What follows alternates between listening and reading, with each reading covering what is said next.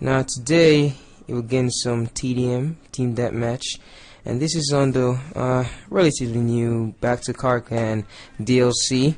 Yeah, remember that good old 1 gig download file there, which included the maps, you know, the one you're looking at right now, Strike at Karkand, and Gulf of Oman, Wake Island, and Shakri Peninsula. So once again, you know, it's the same one. This is a follow-up to the Gulf of Oman, and by the end we hope to do, you know, the whole Back to Karkand DLC. So you're getting all of those maps on it. So right now we got some TDM, as I said before, and it's Itsrainingshadows playing just as before, and featuring LG. Of course, I'm Ryan Produce. So let's get right into the gameplay without further ado. So you can see here is using an M16 class. I do believe it's the, yes, it is the medic class, with a 4-grip holographic sight and stuff. And you see he's going in loud in this game, unsuppressed.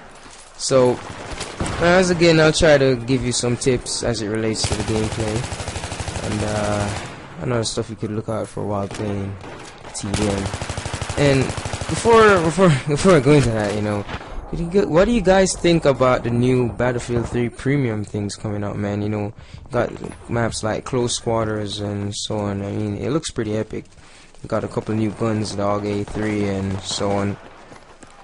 So leave a comment, what do you think about it?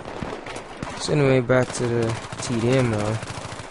As it relates to the whole gameplay, how you can approach TDM is, you know, I would really advise you to attack as a team and retreat as a team in certain cases, because you know Battlefield 3 is really PTFO, man. You gotta play the objective, and you gotta move with your team sometimes, and you gotta support them. So a medic class is a good way to do that. So as you're moving forward, you know, you don't want to too much get into what you can say, you know, spawn trapping. The spawns will flip after a while, bear that in mind. I mean, you know, those COD players are running around in TDM and Beast, but it's not the same with Battlefield 3. The creators, DICE, intended the game to be objective based, and whether it be Conquest or Team Deathmatch, the same concept applies. So you got to be aware of that. In this game, he's going unsuppressed, and quite a few other times enemies readily know where he is. So especially on TDM, I'd really recommend you using a suppressed weapon where possible. And right here you see he's nowhere near his team, but it'd be hard to do that because, you know, the team is widely spread in terms of spawn. So you might not really get that advantage of team support everywhere you go. So you gotta be very observant. People are dying all around you. Guns going off all over. You gotta be aware, man. So you yourself, what you can do to stay off the minimap yourself is, as I said, to use a suppressed weapon.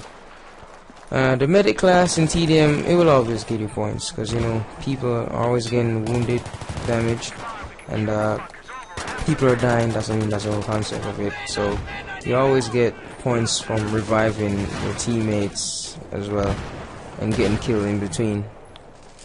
So right here you see he's getting a kill, and he himself is staying alive with that medkit he just put down there. So you gotta be aware of that. Flanking in TDM is essentially his right. Look at, I think he gets a 3-piece right here. I'm not quite sure. That's also good in Battlefield 3. You always gonna flank those guys, man. Shoot them in the back. I'm sorry, but that's just how it goes. So what do you think? What do you think is like the best class to use? And so you go recon, medic, engineer. I don't know.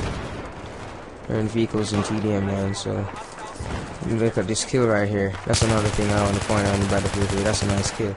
Now you gotta look for those line of sights. You don't have to always go through a doorway. I mean, Battlefield 3, DICE created the game. It's a pretty much fully destructible environment you have around you. Level a few buildings if you can. Break a glass pane. Whatever it takes to get the right line of sight.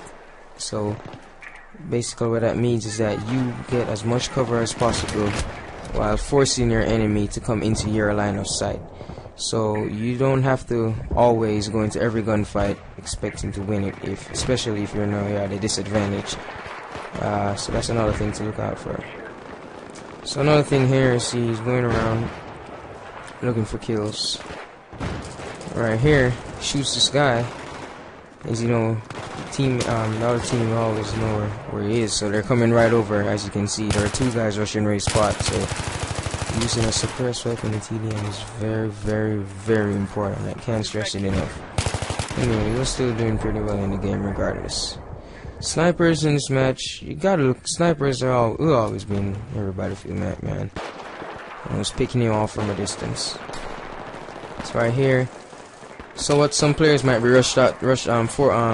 tempted to do is to rush out and probably heal those teammates, but you'll be just putting yourself at a disadvantage because those teammates, they were clearly in the line of fire of someone else, and you might not know exactly where that person is. So you just might have to just leave them to die sometimes, man. You can't revive everyone all the time. Right here, he gets a nice 2-piece. Good kill. The M16 class is like it's a really strong gun, man. Well balanced. I think he has the most service star kills with this weapon. It's right close to 1,000. It's a good weapon to use, man. Right here, so you can just revive your teammate right here because in a good position to do so. You're getting the points, 100 points. It's equivalent to killing an enemy, so it's also a good thing.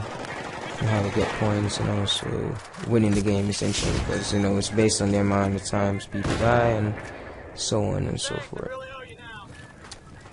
So as it relates to team shielding, that's the term. Team shielding, what I said earlier, was like moving along with your team and attacking as a team and so forth.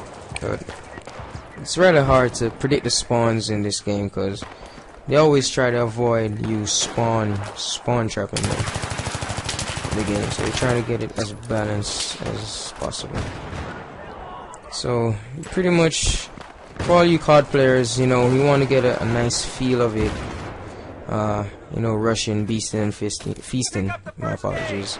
I'd really recommend TDM. It's still fast paced. You get that Battlefield online experience, so it's not bad, and you still get kills, man. It's a beautiful game. So right here, it's coming to the game is wrapping up.